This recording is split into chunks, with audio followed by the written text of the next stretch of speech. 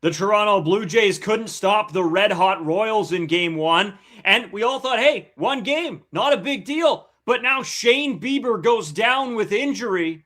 How does this team respond?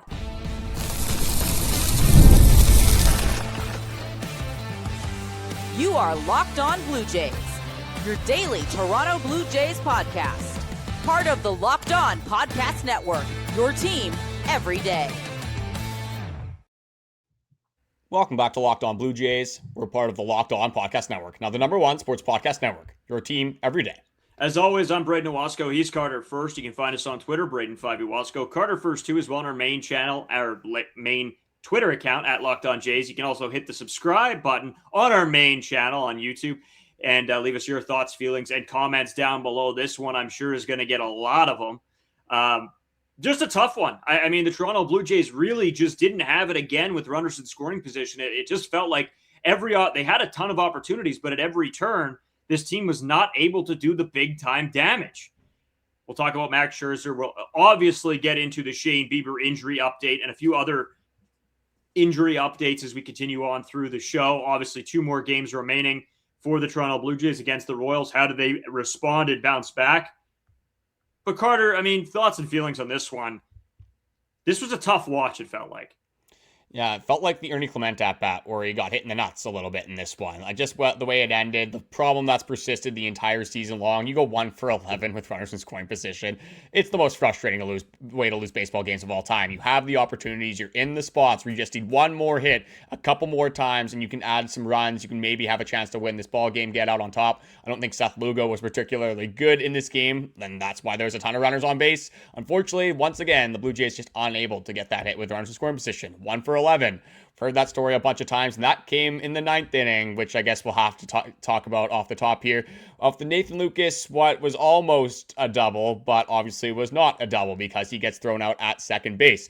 The one time you do have runners in scoring position, Brett Bateman, 3 for 5 day. I mean, this guy's just a gritty at-bat. I mean, he's hitting like 326 on the year. I know it's a very small sample size, but Brett Bateman's been such a fun player to watch. You have runners on 3rd and 2nd. Nathen Lukes is coming up to the plate. If he gets on base, Vladimir Guerrero Jr. comes up to the plate. What would have happened there? I think a lot of us probably have a pretty solid prediction, but at least we would have wanted to see that firsthand. Nathen Lukes hits a ball the other way into the gap. He blows through the stop sign from Mark Brodzinski at first base, gets thrown out barely at second base, but I mean, close only counts in horseshoes and hand grenades, so I mean, gets thrown out and doesn't even let the tying run come up to the plate.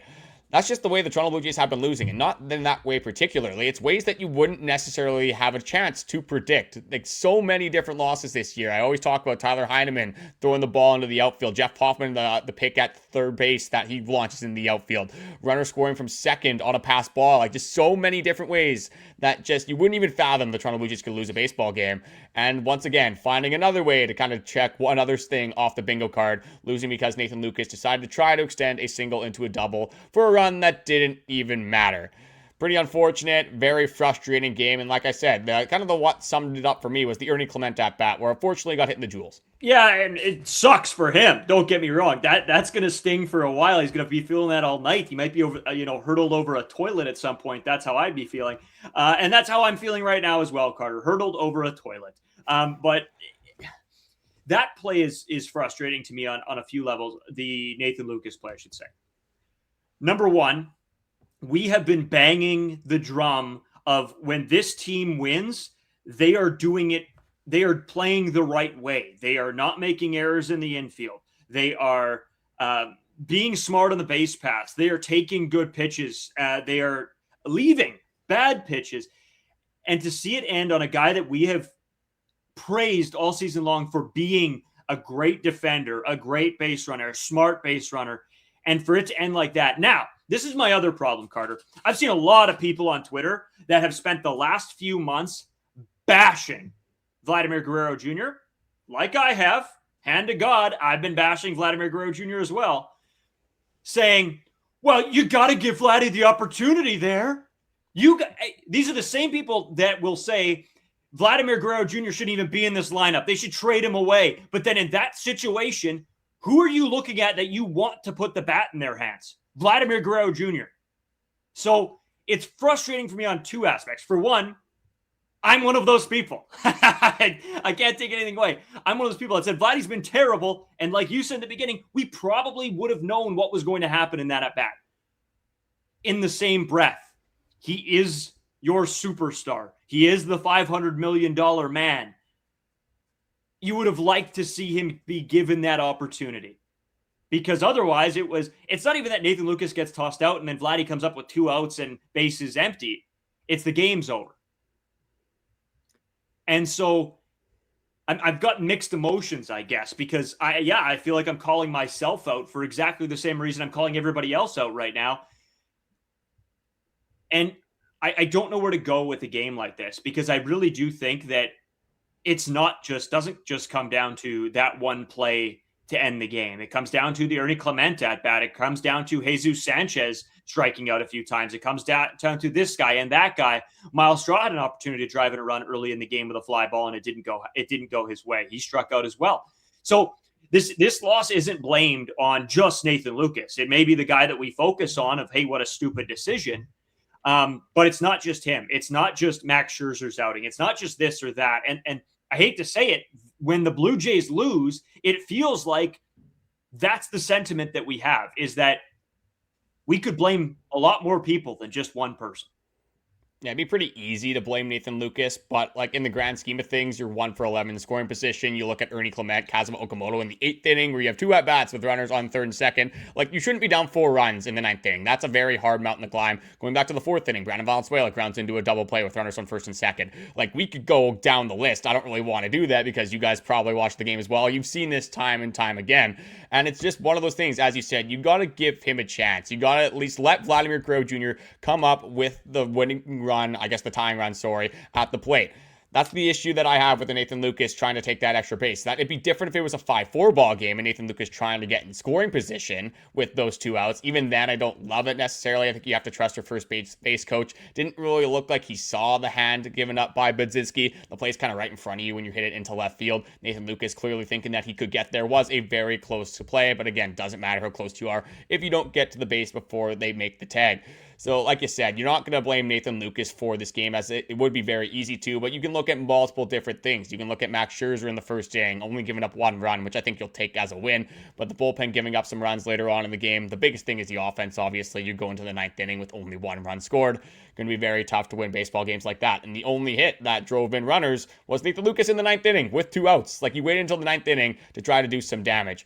Would have been cool to see Vladimir Guerrero Jr. hit. I, again, probably would know what's going on. Probably would have been that chopper to 3rd base anyway. But who knows? Maybe that could have been the moment where he had the first homer at the Rogers Center. Vladimir Guerrero Jr. somehow activates. Unfortunately, we are never going to know what would have happened. So it's one of those things that it's when things aren't going well and the offense is struggling, you're kind of trying to do too much. And I think John Schneider kind of sums this up pretty well with Nathen Lukes, as he says he should have put on the brakes and kept the inning going in that spot. He says everything gets magnified when you're not scoring. Then I think you get a little bit over anxious when you're trying to make something happen. And I think that has been displayed by a lot of different Toronto Blue Jays players. We've seen Andres Jimenez have some tough plays on the base paths. Ernie Clement, I mean, George Springer, like, you've kind of seen it throughout the entire lineup. People trying to do too much. And that's what happens when you don't really have anyone firing on all cylinders other than Alejandro Kirk. And I guess that's one thing I'll bring up, is that you wanted Vladimir Guerrero Jr. up in that spot. Probably would have preferred Alejandro Kirk. Probably would have preferred Ernie Clement. Probably would have preferred a lot of different players in that spot, unfortunately. You wish it could be Vladimir Guerrero Jr. You wish you could have, that Aaron Judge appeal, the Shohei Ohtani appeal, Fernando Tatis, who's really turned his season around. A lot of people were really hoping that Vladdy could have did something like Fernando Tatis has been doing. Fortunately, just haven't gotten there yet. But overall, just a very frustrating game. A game that I feel like we have watched about 100 times so far this season. Yeah, exactly. And we sort of say it as well all season long, that if a team scores 4 runs on the Toronto Blue Jays, a lot of the time it's, hey, wrap it up, show's over. And that's exactly sort of how this one felt too. Honestly, that's how it felt when it was a 2-1 ball game, was that this team doesn't look like they're going to drive in another run in this entire game. And evidently they do. But yeah, overall frustrating game. And Carter, I really do want to go and take a look at the pitching, because we're going to take a look more at pitching in the second segment when we talk about Shane Bieber and a bunch of updates as well. But the pitching for the Toronto Blue Jays in this one, Max Scherzer goes 5 innings, gives up 2 runs, only 4 hits allowed. Yeah, he has a big walk problem. That's part of it right now. I think I that's wouldn't a say very right now. I think it was just in this start, like kind of just from the get-go, not really getting ahead of hitters, having some pitches that were in the right quadrants, but just not catching the strike zone. You got to get ahead of hitters. I think the fastball was one thing too that Max Scherzer had a little bit of trouble commanding this one.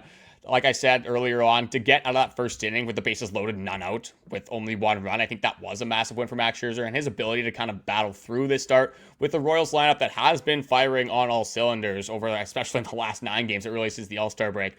So I think overall, like, if your Max Scherzer's going to go out there and give you 5 innings of 2 runs, like, you can't complain about that whatsoever. No, I 100% agree. I that's what I was gonna, get to, was the fact that I think you have to be happy if this guy can go out and not blow up a start and give you a decent amount of innings. That's what you have to be happy with right now, because, like we'll talk about coming up in this second segment, injuries continue to plague this team. And Carter, I do want to move into that because I do have even more injury updates as well. But just any last thing from this game that you really want to touch on? I know one for me is Paul Sewald. It just that he's been fine enough in the bullpen, and I think as a back end bullpen piece where you're not winning a ball game and you got to throw him in, I don't think it's been the worst thing so far. We haven't seen that complete blow up disaster. So just, I guess, a little thing there, nothing crazy from me.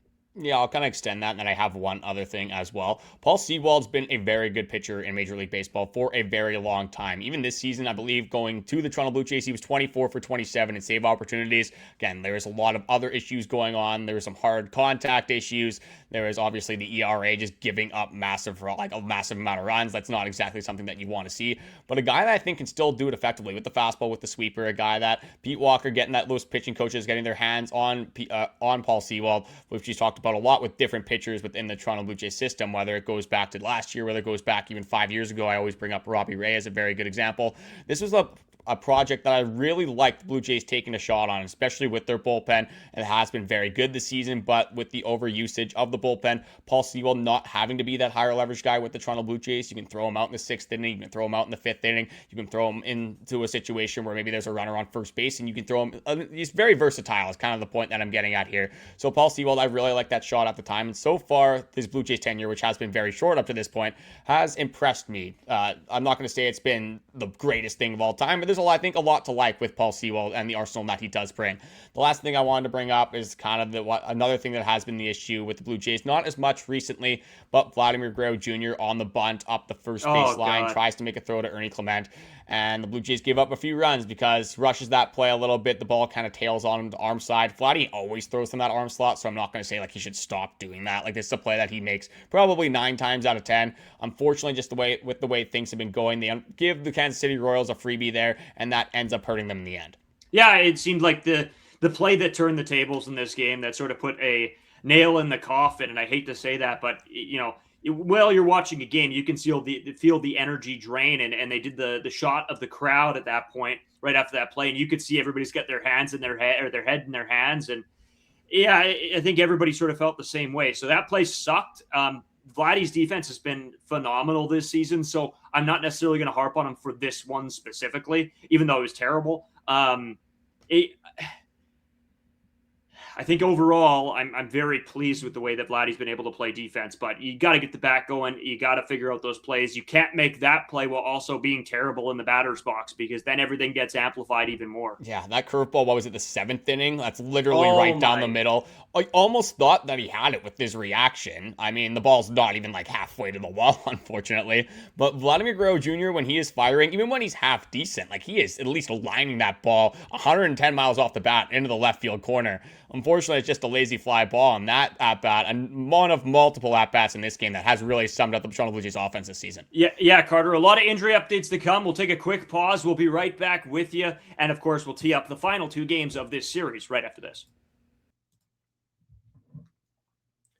Today's episode brought to you by FanDuel. Baseball fans, if you think you know who's hitting a homer today, FanDuel is giving you a free chance to call your shot with daily dingers. It's easy to play. Just make a free pick for who you think will hit a home run in their game. If you're right, you'll receive a profit boost to use on your next bet for a chance at extra winnings. Best of all, you can make a free pick every day throughout the MLB season. Daily Dingers is another fun way to stay engaged with every day's games, whether you're following your favorite team or keeping an eye on the matchups across the league. Every game has someone capable of going deep. Now you get the chance to make the prediction before first pitch. I have been the Dylan Dingler I don't know. I've been yelling it from the top of the mountains that he's my pick on a lot of days, but I'm actually going to go JJ Bleday, another guy that's been hitting a few here and there. And I have him on my fantasy team, so that always helps as well. I'm sort of doubling down. So are you ready to play your game today? Join all the action at FanDuel.com. That's FanDuel.com to play daily dingers and make your free pick on who's hitting a homer. Play ball and swing for the fences on FanDuel, an official partner of Major League Baseball. So, Carter, Shane Bieber goes down on the IL, 15-day IL. He'll be shut down from throwing for 2 weeks. They don't have a time frame yet, but definitely hope he'll be back in 2026. It's with a word that I cannot say, pretty much shoulder inflammation, Carter. That's because, good luck for me trying to pronounce that. If you have a pronouncer, good for you. Oh, man, you in pronunciation, definitely not your strong suit, at least on this podcast. But this one was an absolute gut punch. So many injuries within the Toronto Blue Jays starting rotation. It's been absolutely ridiculous. Like, going down the list, like even starting at Jose Barrios, and then you can look at Trey Savage being on the IL right now, Shane Bieber being there, Dylan Cease at one point being there. Like, literally everybody, it seems like, on the Toronto Blue Jays pitching staff. I think actually everybody on the Toronto Blue Jays pitching staff has been on the IL at some point, which has been absolutely insane. And it's very tough to stabilize your rotation when you had 8 starting pitchers to begin the year, and you're left with, 2 of them at this point? Dylan Cease still here. Jose Soriano, I guess, kind of an asterisk with that one. 1.5, we'll call it. Like Spencer Arrighetti's been on the IL. Max Scherzer's been on the IL a billion times. And that is the biggest issue right now, is that you're looking at this starting rotation. And we were looking for that stabilizer in the middle of this rotation, because we talked about Jose Soriano, Dylan Cease, who you think can give you a very good chance to win on any given day. But now you're looking at this rotation. It's Max Scherzer, who has been better in the second half, but how reliable can he be down the stretch? I think maybe pitching with a little bit more of a chip on his shoulder. In the post-game press conference, he was kind of talking about the incentive of pitching in a playoff race, kind of getting up and needing those good outings. So Max Scherzer, being the competitor that he is, I think he has a little bit more incentive to pitch right now in a playoff race than he did a little bit earlier on in the season. But then you're looking at Spencer Arrighetti, who's just coming off of an IL stint, so this isn't even a guy that's stretched out massively, like maybe gives you 4 innings at best if he's insanely efficient, gives you 5 innings, but for a guy that has some command issues, I think asking for 5 innings is just a little bit bold, at least for the Toronto Blue Jays. And now Chad Dallas replacing Shane Bieber. Nothing against Chad Dallas, but the stuff isn't necessarily there. You're gonna be a lot more hopeful with Shane Bieber on the mound than you are with Chad Dallas. And it's just putting even more stress on the Toronto Blue Jays bullpen. It's been a very tough season for the bullpen in terms of usage. They've been phenomenal. I don't know how their arms haven't fallen off, but this was one of those that really kind of ruined my mood when the news came out. Oh, absolutely, Carter. You know what? I was just going to come on here before this news dropped early today, yesterday, and say that I'm debating on putting Shane Bieber as my second starter if the Blue Jays made the playoffs. And then he goes down with injury. And now if they even do make the playoffs, it is absolutely Jose Soriano. But I've got a bunch of other updates, Carter, on other pitchers throughout the Toronto Blue Jays. Jamison Tyone is going to throw a rehab game with AAA Buffalo on Friday. He's aiming for 50 pitches. If that goes well, Blue Jays probably wanting to slide him back in for the next go about things. Even if he's not fully stretched out, yeah. You gotta be in here. Yeah, exact this point. Trey Savage playing catch up to 75 to 90 feet in Florida. That's good to just see that he's getting going again, even this quickly. I'm a little bit shocked, so hopefully he can make a return at some point. The Jays are currently not planning to use the off days to go to a 4-man rotation, so interesting there. Josh Smith is running bases and hitting per yesterday in AAA rehab possibility this weekend. Andres Jimenez is doing better back in the lineup. And Jimmy Garcia had a thoracic outlet surgery in Dallas recently. So there you go, Carter. Don't know if I said that right one either. So there you go. Yeah, I think you actually did get that one right. So congratulations to Braden. I mean, Thanks. 1 out of 15 usually you get there. So that's probably pretty close. That's not too bad. But I mean, the Trey Savage news, I mean, at least there was a little bit of a positive there. I still think he's multiple weeks away, so he's not going to be one of those guys that is immediately thrown into this rotation. But it's just adding to the long list. Like I went over the list, I think a couple days ago, 26 players, a full roster on the IL. Now you add another one. Pretty much like the injury troubles this season has been absolutely insane. Very tough for any team to overcome. And just when you think, oh, you're starting to get some reinforcements back, maybe some things are starting to look up for the Toronto Blue Jays, you have another gut punch, you have another guy go down. I don't know what is in the air at the Rogers Center. I don't know if it's maybe what they're eating in the cafeteria. I don't know if it's the medical staff. I have no idea what's going on, but this is some of the worst luck that I've seen for a baseball team in a very long time, especially with their starting pitching staff. I mean, bringing in 2 guys at the trade deadline and having them both, one of them being on the IL and then having the other guy get injured in his second start. Absolutely just incredible in the worst way possible. So hopefully we don't have this anymore. I mean, you could wish a shooting star. I mean, it could be a meteor. It doesn't really matter at this point. I think just the season is just, it's almost lost in terms of the injury front. Just like there's no way that anyone on this team will be able to stay healthy. It's just one of those seasons that are very tough to watch from that perspective. But overall, I mean, you got to keep battling. You got to overcome the adversity. Of course, you play the Kansas City Royals right now. The timing of that's not very good either. You have 29 games. Still try to figure this thing out. Kind of going over a standings check really quickly here. It does look like the Blue Jays were helped out in some regards. I know the Baltimore Orioles absolutely stomped. And I can't remember who they were playing in there. The St. Louis Cardinals. There you go. Thank you. The Chicago White Sox beating the Texas Rangers. Got pulled up now 11-7. The Houston Astros unfortunately beating the New York Yankees. As much as I like to see a Yankees loss, unfortunately we kind of need them to beat the teams that are ahead of the Toronto Blue Jays right now.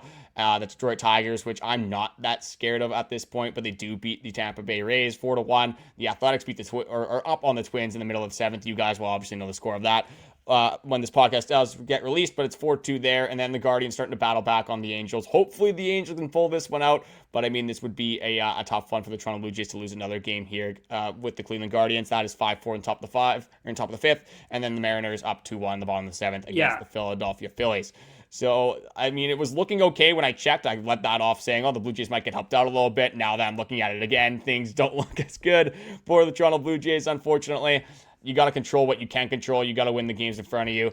It's almost a guarantee. It's almost a must-win next 2 games for the Toronto Blue Jays now. Yeah, I think that's how it's going to be, and we'll tee that up right away. But it comes down to Cleveland, right? If Cleveland wins tonight, the Blue Jays are 2.5 games or 3 games back, and if they win tonight or if they lose tonight, then they're 2 games back. And then we have to switch up the narrative, saying that the Blue Jays do have a series against a team above 500. That's true. That's true. But I don't know, Carter. It's just going to be a tough ride as we continue to go along. It's going to be a lot of standings watching every single night to see what happens. And we just got to hope that the Toronto Blue Jays can play their best brand of baseball. We'll take a quick pause. We'll come back and we'll tee up that final 2 games of this Royals series when we return. Today's episode brought to you by Amazon, and we give a big thank you to our friends at Amazon for this limited ad break. This back-to-school season, spend less on your kids with Amazon. We all know how crazy the back-to-school shopping experience can be. It starts with a few items on the list, then suddenly you're shopping for supplies, clothes, lunch gear, tech, about 10 other things you didn't see coming. It adds up very, very quickly. When your kid's definition of need for back-to-school shopping is a lot different than your definition of need, somehow the list keeps getting longer every time you look at it. Explaining the need versus want conundrum this time of year has just become an annual part of the process. And, you know, that's my biggest thing just in my life is understanding what's a need and what's a want and making that differential. And going to Amazon, I mean, you can see your cart. It's all right there for you. And they do have some great deals on a lot of things. So make sure you check out Amazon as well for all the back-to-school shopping. So remember, with Amazon's low back-to-school prices, just spend less on your kids because every dollar you don't spend on them is a dollar you haven't spent on them. Shop back to school at Amazon and spend less on your kids. So, Carter, 2 games left against the Royals. It'll be potentially, what are you thinking? A decent helping of Spencer Miles? They just released it. Spencer Miles will be the opener for the Toronto Blue Jays. Running it back maybe as an extended guy for the starting pitching role. We'll get 3 innings at best. Probably is only going to be 1. Maybe we'll get 2, depending on how he does throw, depending on how efficient that he is. But Spencer Miles being kind of used in that like Ross Stripling role to a certain extent, except Ross Stripling was not a high leverage reliever. Spencer Miles, one of the best relievers on the team right now. So whenever you can see that guy pitch, it is always a treat for the Blue Jays. You got to hope that he can start it off on the right foot. But he's going to be in the middle of that bullpen day. And unfortunately, the next game is the Spencer Arrighetti start, where you're probably going to have to rely on your bullpen once again. So not a very good situation for the Toronto Blue Jays to be in. It would have been very nice to win that first game of the series, especially against Seth Lugo. Once again, I don't think he was great in this outing. I mean, you get all these runners on base. Fortunately, unable to cash them all in.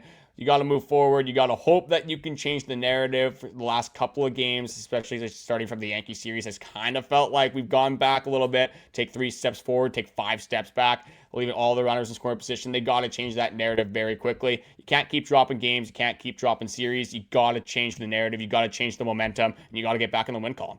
Yeah, you really do. I mean, that's where we are. You can't let these losses start to stack up. And that's what I said before this 30-game stretch got underway, the final 30 games of the year. You can't have these things stack up. You have to be able to find a way out. And I think you see the battle and the fight in this team, but you need it on a consistent basis here. You have to take 2 of 3 against almost all of these teams to stay in the hunt. You said it, Carter, 20 and 10 is ideal. Well, they've already started 0-1. Yeah. And still with a ton of, and still with 29 games left to play, that means you can't drop 9 of the next 29 games is a very tough outlook, but something this team is going to have to, dig their heels in and push forward. So yeah, I'm excited. This is interesting baseball. It's fun baseball. It's going to keep you dialed in, but if this team goes on a losing streak, Carter, I don't know what I'm going to do with myself.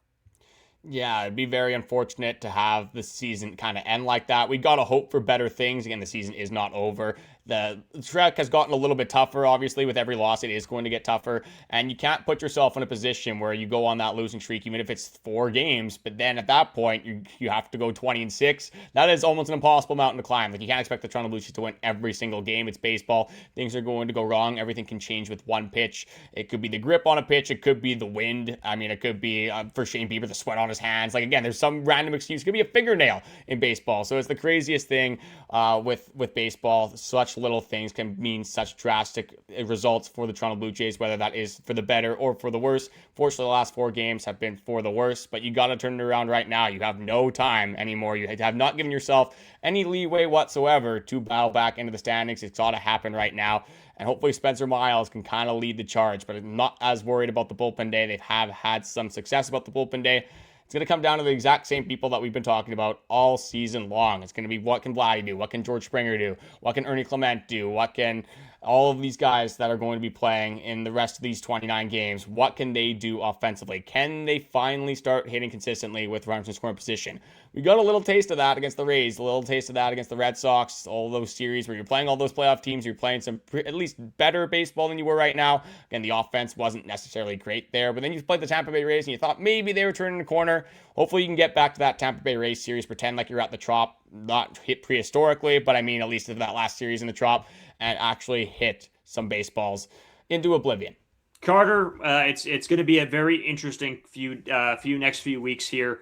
As always, we appreciate every single one of you guys tuning into the podcast, leaving us your comments, thoughts, and feelings. Somebody said I mogged Carter microphone-wise yesterday, and now we're back on the level playing field, unfortunately. Yeah, you can't win them all. That's what I say, and just that's what probably the Toronto Blue Jays are thinking right now as well. Again, can't win many. Yeah, not many. As always, appreciate every single one of you guys tuning in. Hit the subscribe button if you haven't already. And like we always say, we'll be back with you tomorrow.